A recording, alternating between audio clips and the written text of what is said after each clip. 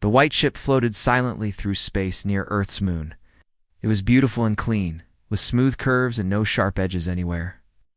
Inside the ship, Ambassador Zefix looked at the small blue planet with great interest. It had thin arms and skin so clear you could almost see through it. His large eyes moved across the data screens showing Earth's information. "How wonderful," Zefix said to his assistant, a smaller being with the same clear skin. "Another species ready to join our peaceful family." The assistant nodded and pointed at the screen. "Their radio signals show they are smart. They have built cities and sent machines to other planets. But look at this data about their world." Zefix studied the numbers. Earth had storms that could destroy buildings. It had hot deserts and frozen lands. Wild animals with sharp teeth lived there.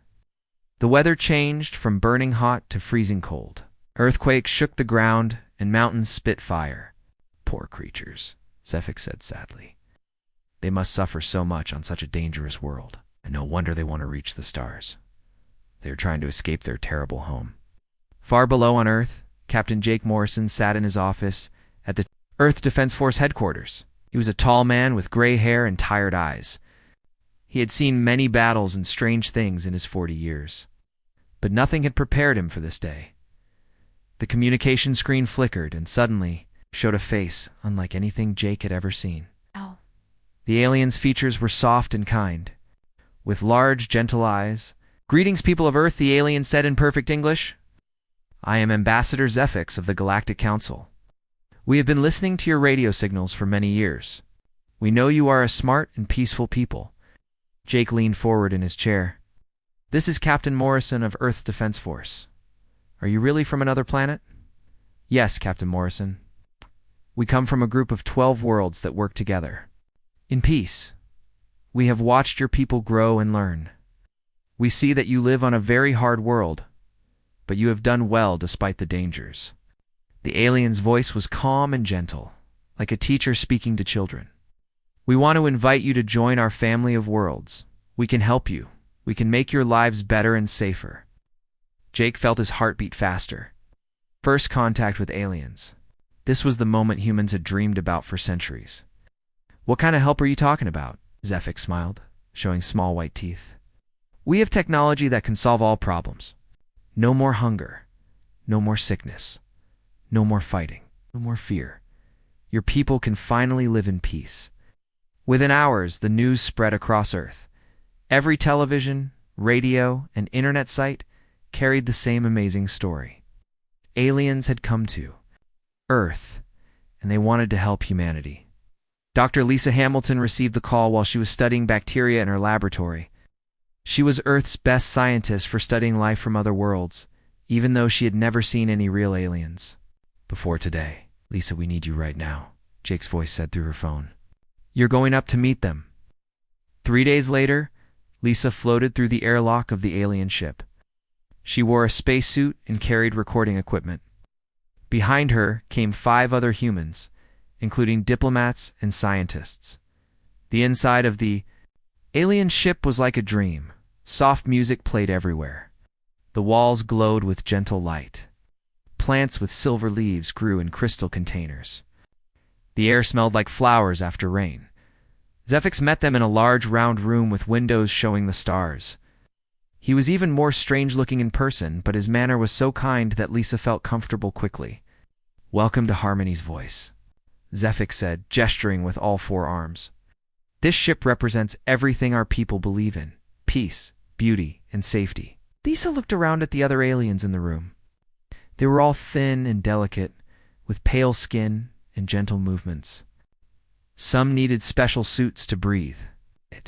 Others moved very carefully, as if they might break easily. "Your ship is beautiful," Lisa said. "But I notice you don't seem to have any weapons or armor." Zefix looked confused. "Weapons? Why would we need weapons? We have not had war for over 1,000 years.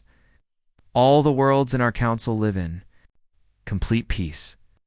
One of the human diplomats, Dr. Frank Lopez, stepped forward. "How did you achieve such peace? Humans still have conflicts sometimes." "That is because you still carry the old ways in your blood," Zefix explained patiently. Your dangerous world made you develop fighting instincts to survive. But do not worry. We can fix that. The aliens showed them recordings of their home worlds. The humans watched in wonder as the screen showed planets with perfect weather. Gentle animals and cities that looked like artwork. Everything was clean, safe, and peaceful. This is Villani Prime, my home world, Zefix said proudly. We have no dangerous weather, no harmful animals, no disease, no conflict of any kind. Every being lives in perfect harmony. Lisa studied the recordings carefully. The alien cities were beautiful, but looked very similar to each other. All the buildings had the same soft curves. All the people moved in the same calm way. All the vehicles moved slowly and quietly. How do you handle disagreements? Dr. Lopez asked. We do not have disagreements, another alien answered. Oh, this one Was smaller and spoke in a whisper. When we joined the council, we were changed to remove the causes of conflict. Now we all want the same things. Jake, who had come up to the ship later, felt something cold in his stomach when he heard this. Changed how? Zefix's expression became even more gentle. Do not fear, Captain Morrison. The process is completely safe. We modify the body and mind to remove primitive survival instincts. No more anger. No more jealousy. No more desire to fight or compete. Only peace and contentment. Oh. The aliens showed more recordings. They displayed the history of each species that had joined the council. Each one had been different before joining us. Some had been warriors. Some had been traders who competed with each other. Some had been explorers who took great risks. But in every case, after joining the council, they all became the same: gentle, peaceful, and calm. They all lived in similar cities, followed similar rules, and seemed to think similar thoughts. As you can see, Zefix continued, every species benefits greatly from joining our family. We remove the painful parts of existence and keep only what brings happiness. Dr. Hamilton looked at the recordings with growing concern. The before pictures showed aliens with different expressions, different clothes, and different ways of moving. The after pictures all looked almost the same, despite being different species. What if someone doesn't want to change? She asked. Zefix looked puzzled by the question. But why would anyone want to keep pain and conflict? Every species we have. Meta's been grateful for our help. You will be too, once you understand what we offer. The meeting continued for several hours. The aliens explained their technology, their government, and their way of life. Everything sounded wonderful, but Jake noticed something that bothered him. You keep talking about helping us, he said finally. But it sounds more like you want to change us completely. Only the bad parts, Zefix assured him. The parts that cause suffering. Your creativity will remain, your intelligence will remain. Only the primitive instincts will be removed. As the humans prepared to return to Earth, Zefix gave them a crystal device. This contains all the information about our offer. Study it carefully. We will return in 60 days for your answer. The alien ship began to move away from Earth. Through the windows, Jake watched it disappear among the stars. He held the crystal device in his hand and wondered if humanity was about to make the biggest mistake in its history. It seems so nice, Dr. Hamilton said softly. Yes, Jake replied. That's what worries me. 3 weeks after the first meeting, a new space station appeared between Earth and Mars. It was huge and white, shaped like a flower with many petals.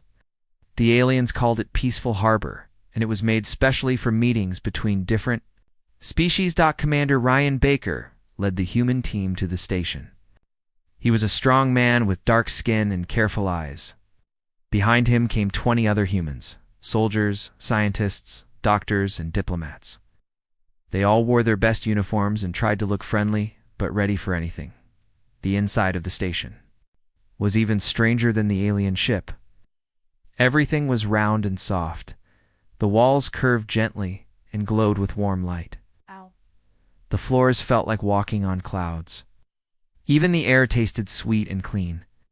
Welcome, friends from Earth, Ambassador Zefix said as he met them in the main hall. Around him stood aliens of different types that the humans had never seen before. One group looked like living crystals that sparkled and changed colors as they moved. Another group were like clouds of gas held inside clear suits with glowing eyes. The third group looked like giant fish swimming in tanks of water that floated in the air. "These are our other council members," Zephyx explained proudly.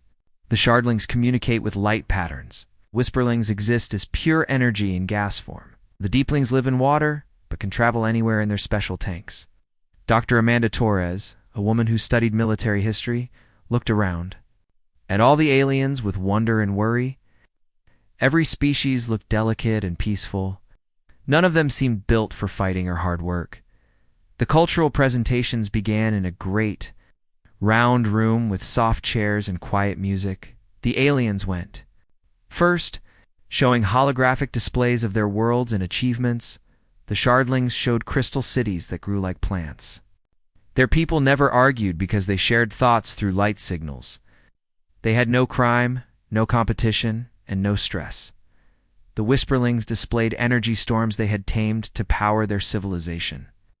Their society was based on harmony and sharing. Everyone thought the same thoughts and wanted the same things. The Deeplings revealed underwater cities of perfect beauty. Their people lived for thousands of years in peace and contentment. They had no diseases, no accidents, and no conflicts. When it was humanity's turn, Dr. Torres stood up with her presentation materials. She started with human art, showing paintings, sculptures, and music. The aliens seemed fascinated by the variety and creativity. "This is beautiful," whispered one of the Whisperlings. "But why are some of your artworks so dark and violent?"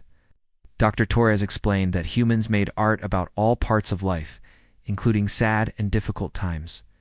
The aliens looked confused. In their societies, art was only about peaceful and happy things. Next, she showed human music. The aliens enjoyed the gentle songs but became upset when she played rock music or war songs. The loud sounds and strong emotions seemed to frighten them. "Why do you make music that sounds like fighting?" asked a Shardling, its crystal body flickering with worried colors. "Music helps us express feelings," Dr. Torres explained. "Sometimes we feel excited or angry or sad. Music lets us share those feelings with others." Wow. The aliens whispered among themselves. In their world, negative emotions had been removed long ago. They could not understand why anyone would want to feel or share such things. The real problems began when Dr. Torres mentioned human sports. She showed videos of football, boxing, and car racing. The aliens watched in horror as humans deliberately crashed into each other, fought with their fists, and drove at dangerous speeds. "This is terrible," Zephyx said, his forehands trembling. "Why do your people hurt each other for entertainment?" "They're not really trying to hurt each other," Commander Baker explained. "It's competition. It's fun. It makes us stronger." But the aliens could not understand. In their societies, competition had been removed as a source of conflict. Everyone was given what they needed, and no one tried to be better than anyone else. Steve Parker, a tough soldier with gray hair, tried to explain Earth's military. "We have armies to protect our people and our freedom," he said. The aliens looked shocked. "But who do you protect yourselves from?" asked a Deepling through its water tank speaker. "Sometimes from each other," Parker admitted. "And now maybe from threats we haven't met yet." The room became very quiet. All the aliens stared at the humans with wide eyes. The idea that intelligent beings might fight each other was like a nightmare to them. "But surely you do not fight anymore," Zephyx said hopefully. "You have grown beyond such primitive behavior." Parker looked uncomfortable.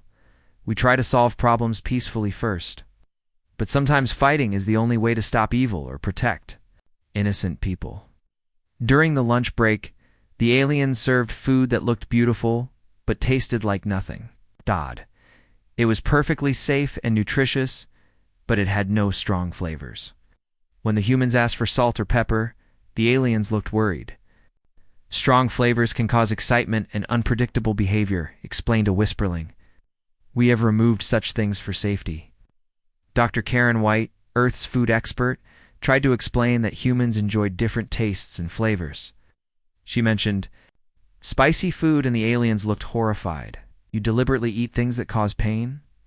asked a Shardling, its body flashing with alarm colors. It's not really pain, Dr. White said. It's more like a fun challenge. Some people love spicy food, but the aliens could not understand why anyone would choose to experience discomfort, even small discomfort, for pleasure. The afternoon sessions focused on human culture and society. The aliens asked many questions that showed they completely misunderstood human nature. Why do your people climb dangerous mountains? Asked Zefix. Why do you watch films that scare you? Asked a Deepling. Why do you play games where someone has to lose? Asked a Whisperling. Commander Baker tried his best to explain, but every answer seemed to upset the aliens more. They could not understand why humans would choose difficulty over ease, excitement over calm, or challenge over safety. The situation got worse when the aliens showed their integration plan. On a large screen, they displayed what they wanted to do to help humanity. First, we will upgrade your technology, Zefix explained. You will have machines that provide everything you need. No one will have to work hard or compete for resources. Second stage showed genetic changes to human bodies. We will make you stronger and healthier, but also calmer and more peaceful. The parts of your brain that cause anger and fear will be adjusted. The third stage was cultural restructuring. We will help you organize your society for maximum peace and happiness. Everyone will have the same goals and the same understanding of right and wrong. The aliens showed before and after pictures of other species they had helped. Dr. Torres studied them carefully and felt sick to her stomach. The before pictures showed beings with different expressions, different clothes, and different ways of standing. The after pictures all looked almost the same, despite being different species. As you can see, Zefix continued happily, every species becomes much more peaceful and content after integration. War, crime, and suffering all disappear. Commander Baker looked at his team. Every human in the room had the same worried expression. They were looking at the complete destruction of human nature, packaged as a gift. What if we want to keep some of our old ways? Asked Dr. Torres carefully. The aliens looked puzzled. Why would you want to keep the sources of pain and conflict? Asked a Shardlin. Every other species has been grateful to leave such things behind. Every other species? Baker repeated. What happened to the ones who said no? There was a long silence. The aliens looked at each other with their big, gentle eyes. Finally, Zefix spoke very quietly. No species has ever said no, Commander Baker. Every intelligent species we have found has wanted our help once they understood what we could offer them. Baker felt cold fear in his chest. What if we're the first to refuse? The aliens looked genuinely confused by the question. That would be impossible, Zefix said kindly. No rational species would choose suffering over peace, conflict over harmony, danger over safety. Once you fully understand our gift, you will certainly accept it. As the human team prepared to return to Earth, Baker realized the terrible truth. The aliens were not lying or trying to trick humanity. They genuinely believed that any intelligent species would naturally want their help. They could not imagine that someone might value freedom and choice more than safety and peace. The trip back to Earth was very quiet. Every human on the shuttle was thinking about the same thing. The aliens' offer was not just an invitation to join their society. It was a complete replacement of human. Civilization was something alien and peaceful and empty. Commander Baker looked out the window at the blue and white ball of Earth growing larger ahead of them. Somewhere down there, 7 billion humans were waiting to hear about humanity's future. He wondered if they would understand that the greatest gift in the galaxy might also be the greatest trap. 2 months passed since the first meetings on Peaceful Harbor. The aliens waited patiently for humanity's answer, while Earth's leaders argued in meeting rooms around the world. But far from Earth, in the cold darkness between Mars and Jupiter, something happened that changed everything. The Confederation patrol ship. Gentle current drifted slowly through the asteroid belt. Its captain, patrol leader Hymnal of the Shardlings, was looking for human activity. The aliens had detected radio signals coming from this area and wanted to make sure humans were not doing anything dangerous. Hymnal's crystal body flickered with calm blue light as he studied the sensor readings. His ship was beautiful and peaceful.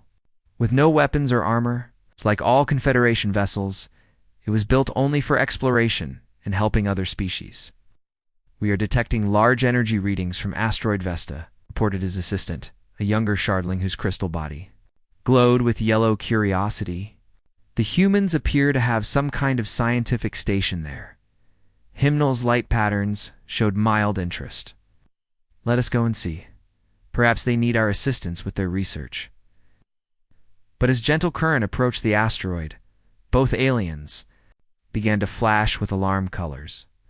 What they saw was not a small scientific station. It was a massive industrial complex that covered half of the asteroid's surface.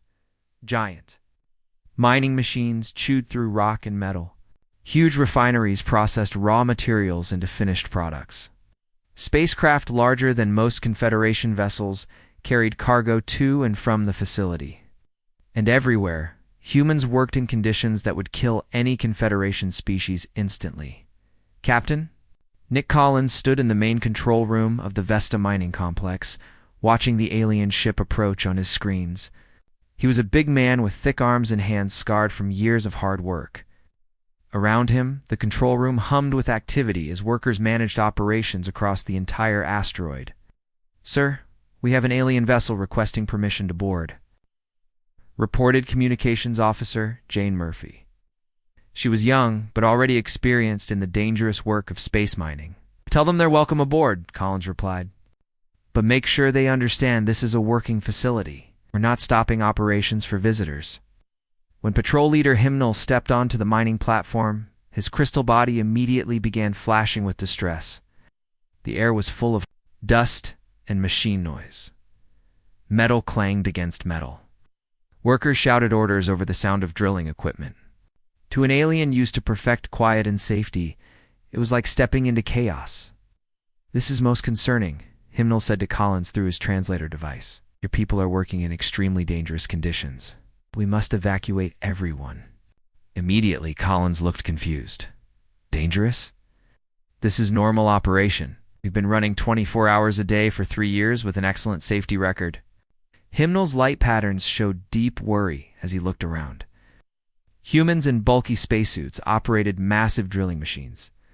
Others guided huge chunks of ore through the facility using mechanical arms. Still others worked outside on the asteroid's surface in the vacuum of space. "But your people are exposed to radiation, vacuum, extreme temperatures, and heavy machinery," Himnal protested. "Any one of these conditions would be lethal to a Confederation species." "That's what the safety equipment is for," Collins explained, pointing to a worker in a powered suit. "That suit can keep a human alive and working in vacuum for 12 hours. The radiation shielding is built into the walls. Everyone is trained to work safely around the machinery." As they toured the facility, Himnal became more and more upset. In the smelting section, humans worked near furnaces hot enough to melt metal. In the excavation zones, they operated in tunnels that could collapse at any moment. In the launch bays, they handled explosives used for mining. "How many workers die here each year?" Himnal asked, his crystal body flickering with sick green light. "None in the last 18 months, Collins said proudly. "We had 2 accidents last year, but both workers recovered fully. Mining is dangerous work, but humans are tough." Himnal could not understand. In Confederation space, even one injury would shut down an entire facility for months of safety reviews. The idea of accepting risk as a normal part of work was completely alien to him. The real shock came when the facility's emergency alarms began to sound. A tunnel collapse in Section 7 had trapped 12 workers deep inside the asteroid. To Himnal, this meant certain death for everyone involved. But instead of panic and evacuation, the humans responded with calm efficiency. Chief Engineer Maria Santos took charge of the rescue operation. She was a small woman with dark hair and steady hands, but she moved with the confidence of someone who had faced danger many times before. "Team Alpha, get the heavy rescue equipment to Section 7, Maria ordered. Team Beta, set up the emergency medical station. Team Charlie, start digging the backup tunnel. Himnal watched in amazement as humans ran toward danger instead of away from it.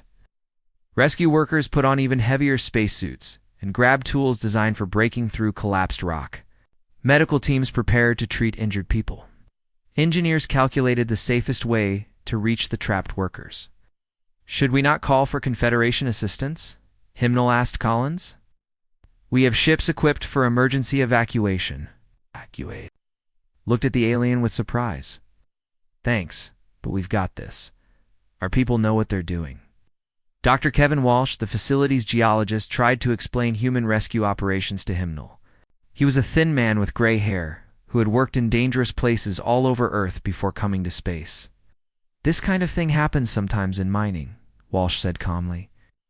"On Earth, we rescue people from collapsed mines, sinking ships, burning buildings, and avalanches. It's just part of the job." Hymnal's crystal body flashed with confused colors. "But surely you use automated systems to avoid such risks." "We use safety equipment and careful planning," Walsh replied. "But some jobs require human judgment and human hands. Machines can't make the split-second decisions that save lives." The rescue operation continued for 18 hours. Human teams worked in shifts, drilling through unstable rock and clearing debris by hand. They rappelled down dangerous shafts and crawled through spaces too small for machines. When their equipment broke, they fixed it with spare parts and clever thinking. Sent regular reports to the Confederation Council, describing what he saw as either incredible heroism or insane recklessness.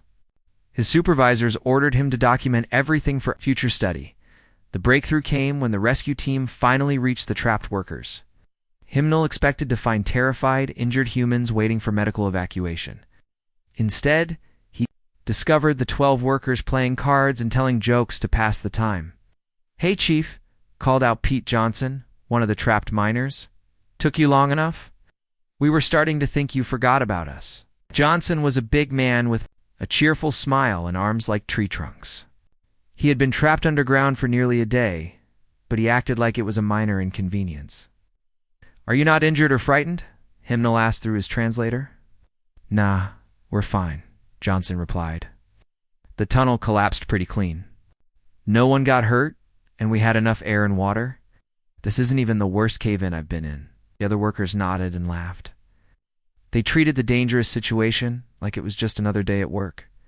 When the rescue team brought them food and water, they shared it and continued their card game. "On Earth, I worked in coal mines," Johnson explained to Hymnal. "Got trapped 3 times in 20 years. Once for 2 days. This was easy compared. To that, Hymnal could not process what he was seeing. These humans had been trapped in a life-threatening situation, but they remained calm and even cheerful. In Confederation space, such an event would cause trauma that lasted for years, as the rescued workers climbed out of the collapsed tunnel.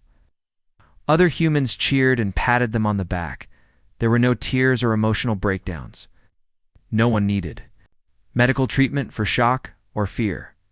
They just went back to work as if nothing unusual had happened. "I do not understand," Hymnal said to Dr. Walsh.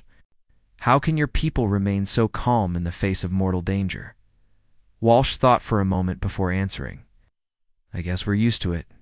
Earth is a dangerous place. Earthquakes, storms, volcanoes, predators. Humans have always lived with risk. We've learned to deal with it and keep going." "But surely you would prefer safety and peace?" "Of course we want to be safe," Walsh replied. "But not if it means giving up everything that makes life worth living. The danger is part of what makes us who we are." Hymnal sent his final report to the Confederation Council with great worry. His message was simple but terrifying to alien minds. Humans were either the bravest species in the galaxy or the most dangerous. They did impossible things as routine work. They risked their lives to save others without thinking twice. And they seemed to enjoy the challenge. The Council's response came quickly. After reading Hymnal's report, they decided that humanity needed their help more urgently than any species they had ever encountered. The humans were clearly suffering from some kind of planetary madness that made them unable to recognize danger properly. Fleet Commander Resonance of the Whisperlings sent new orders to all Confederation ships near Earth. The 60-day countdown started the biggest debate in human history. In meeting rooms from Washington to Beijing, from London to Lagos, World leaders argued about the most important choice humanity had ever faced. President Helen Carter sat at the head of the Global Defense Council table, looking tired and worried. "We have 58 days left," she said to the assembled leaders. "We need to make a decision that will affect every human being on Earth and in space." Around the table sat generals, scientists, and politicians from every major nation. The room was full of tension as people argued about whether to accept the aliens' offer or refuse it. General Patricia Lee, head of Earth's combined military forces, stood up to speak. She was a strong woman with short gray hair and sharp eyes that had seen many battles. "The aliens say they want to help us," she said firmly. "But their help means changing everything about human nature. They want to remove our ability to fight, to compete, to take risks. That's not help, that's the end of human civilization." Dr. Rachel Green, Earth's best expert on alien cultures, had spent weeks studying the Confederation's historical records. She was young but brilliant, with long red hair and a mind that could see patterns others missed. Confederation's history, she reported. Every species that joined them was different before integration. The Vorthok were warriors who conquered 3 star systems. The Zilani were traders who competed fiercely for resources. The Morgani were explorers who took enormous risks to map unknown regions. She pressed a button, and holographic images filled the room. But look at them now. Every Confederation species acts exactly the same. They're all peaceful, calm, and passive. The integration process didn't just remove their violence, it removed their spirit. Admiral Jack Foster had been running secret military analyses of Confederation technology for weeks. He was an old sailor, with white hair and hands that knew every weapon system Earth had ever built. "I've studied their fleet," he reported. 300 ships are now positioned at the edge of our solar system. But here's the strange thing. None of them are warships. They're all research vessels, terraforming equipment, and mobile laboratories. President Carter leaned forward. "What does that mean?" "It means they're not here to conquer us," Foster explained. "They're here to change us. And they're so confident in their peaceful approach that they didn't even bring weapons." As the debate continued, Captain Tony Martinez was leading a dangerous reconnaissance mission in the outer solar system. He commanded a small stealth ship that could get close to alien vessels without being detected. Martinez was a quiet man who had grown up in the asteroid belt, learning to fly in conditions that would terrify most people. His ship, Ghost Runner, was built for speed and hiding, not fighting. For approaching the Confederation fleet, he reported to Admiral Foster through an encrypted channel. "Beginning detailed scans now." What Martinez discovered changed everything. The alien ships were not preparing for battle. They were preparing for construction. Massive terraforming machines hung in space like sleeping giants. Atmospheric processors, designed to change entire worlds, waited for activation. Environmental modification equipment, capable of reshaping planets, sat ready for use. "Admiral, they're not here to fight us," Martinez whispered into his communicator. "They're here to change our world whether we want it or not, back on Earth." Dr. Green made another disturbing discovery. She had been studying the personal records of individual aliens, looking for clues about what they were like before joining the Confederation. "I found something terrible," she told the council. The Vorthok didn't just lose their warrior culture. They lost their art, their music, their literature, everything that made them unique. The Confederation kept their useful skills, but erased their identity. She showed the council comparison records. Before integration, Vorthok art was bold and exciting, full of stories about heroes and adventures. After integration, they only made calm, peaceful images that looked exactly like Confederation standard art. Every species lost what made them special, Green continued. They became efficient, peaceful, and completely generic. The Confederation doesn't want members, it wants copies of itself. The final pieces of the puzzle came together when Ambassador Zefix requested one last diplomatic meeting. This time, he came to Earth personally, landing his ship in a field outside Geneva where the Global Defense Council was meeting. President Carter met with the alien leader in a simple conference room. Round the table sat the most important humans on Earth, facing the gentle creature who wanted to save them from themselves. "We are running out of time," Zefix said sadly. Your people continue to resist our generous offer. We do not understand why you would choose suffering over peace. General Lee looked directly at the alien. What happens to species that refuse your help? For the first time since humans had met him, Zefix looked uncomfortable. His forearms moved nervously, and his clear skin seemed to darken slightly. No species has ever refused, he said quietly. Every intelligent civilization we have encountered has gratefully accepted our assistance once they understood the benefits. But what would happen if someone said no? Dr. Green pressed. Zefix was silent for a long moment. Finally, he spoke.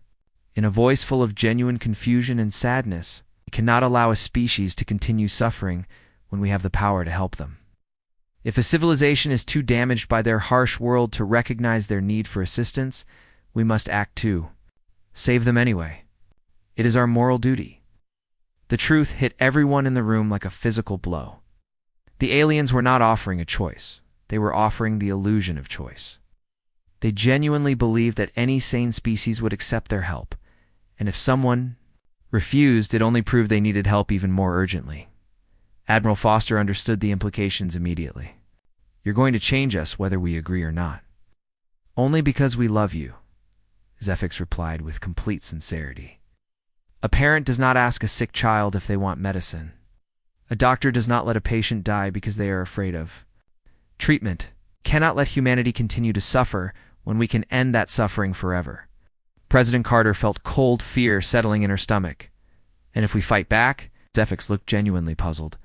Fight back against healing? Against peace? Against the end of all conflict and suffering? It would only prove how deeply the madness of your death world has affected your thinking. Dr. Green realized the horrible truth. You think we're insane?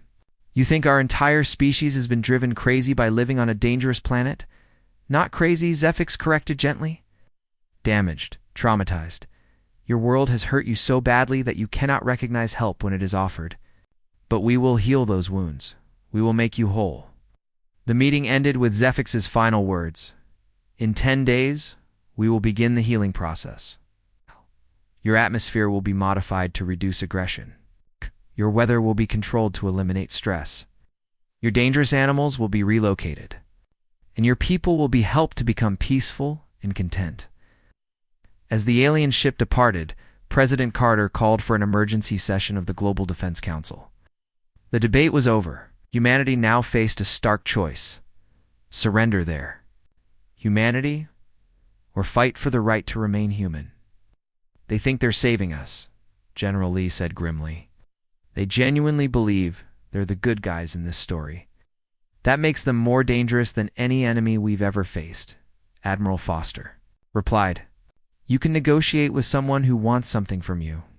You can't negotiate with someone who thinks they know what's best for you. Dr. Green looked out the window at the blue sky that the aliens wanted to change. They've spent 1,000 years turning unique species into copies of themselves. They call it peace, but it's really death. The death of everything that makes a species special. President Carter stood up slowly. She was about to make the most important decision in human history. Send a message to every human settlement in the solar system, she ordered. Tell them to prepare for war. Not because we want to fight, but because sometimes fighting is the only way to stay free. Outside, the stars looked the same as always, but humanity now knew that among those distant lights, a gentle and terrible fleet was preparing to save them from themselves, whether they wanted salvation or not. 10 days later, the Confederation fleet moved toward Earth like a gentle storm. 300 ships spread across space, each one carrying machines designed to heal what the aliens saw as a wounded world. Fleet Commander Resonance of the Whisperlings led the mission from his flagship, a massive vessel filled with atmospheric processors and environmental control systems. Begin Phase 1 of the healing process, Resonance ordered his crew. His gaseous form glowed with sad determination inside. His containment suit, deploy the atmospheric modification units, will start by reducing the aggressive chemicals in their air. But as the alien ships approached Earth, they found something they had never encountered before in 1,000 years of peaceful expansion. Humanity was ready to fight, Captain Danny Wright commanded. The first wave of human defenders in a fleet of ships that horrified the Confederation observers. Unlike the beautiful curved alien vessels, human warships were angular and armored.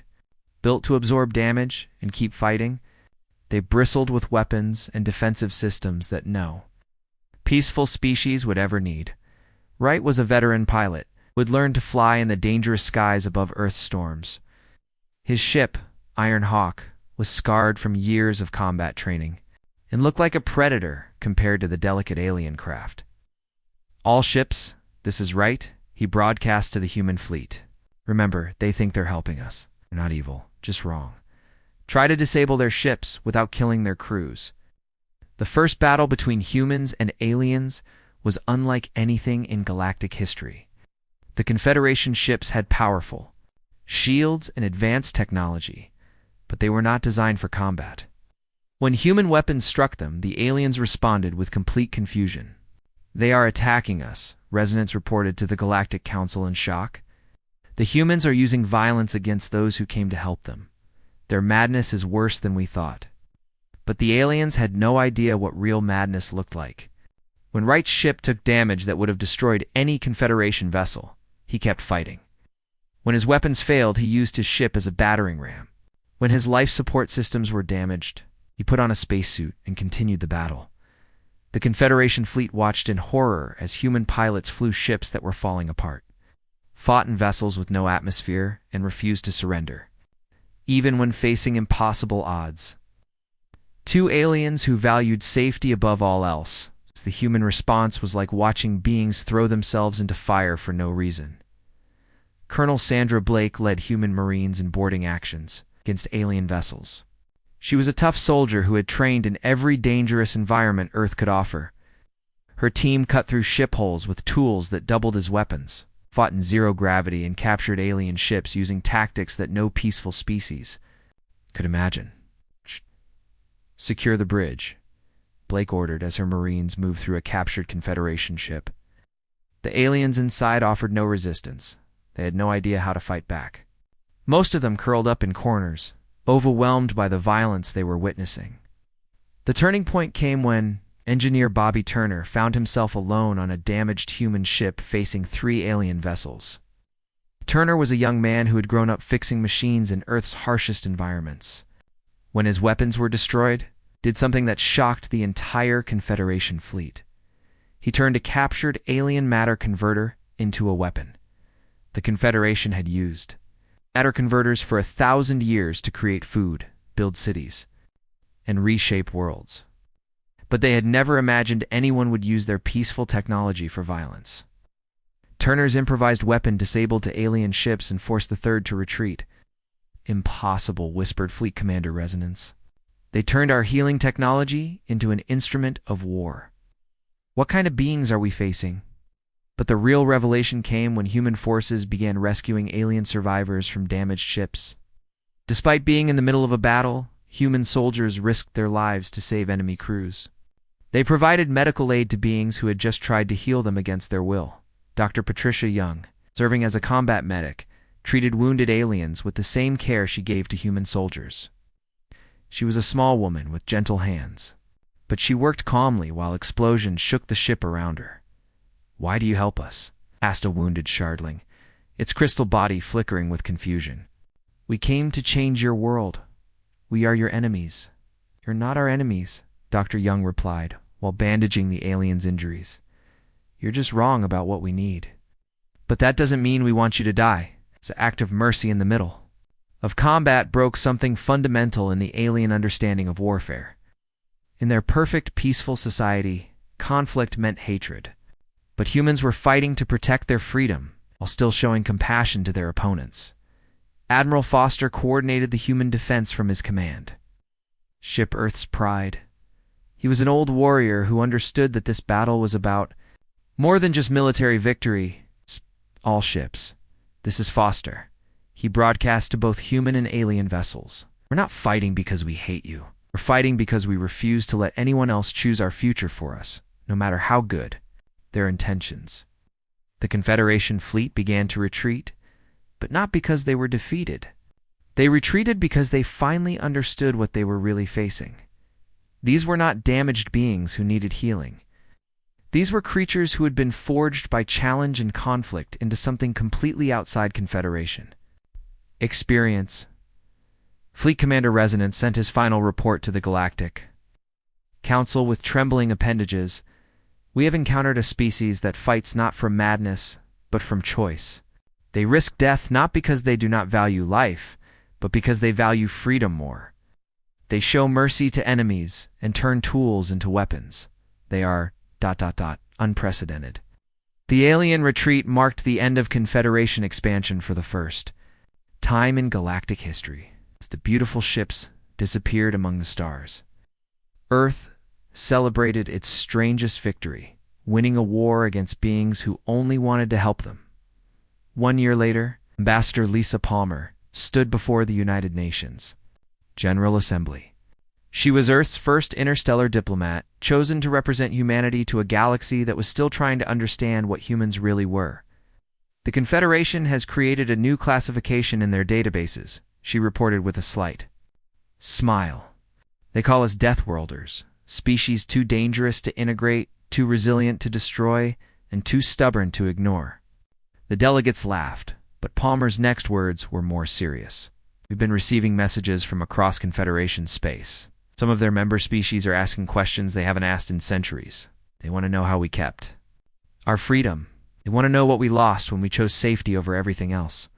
Dr. Patricia Young, now director of the Deathworlder Research Institute, had been analyzing these secret communications.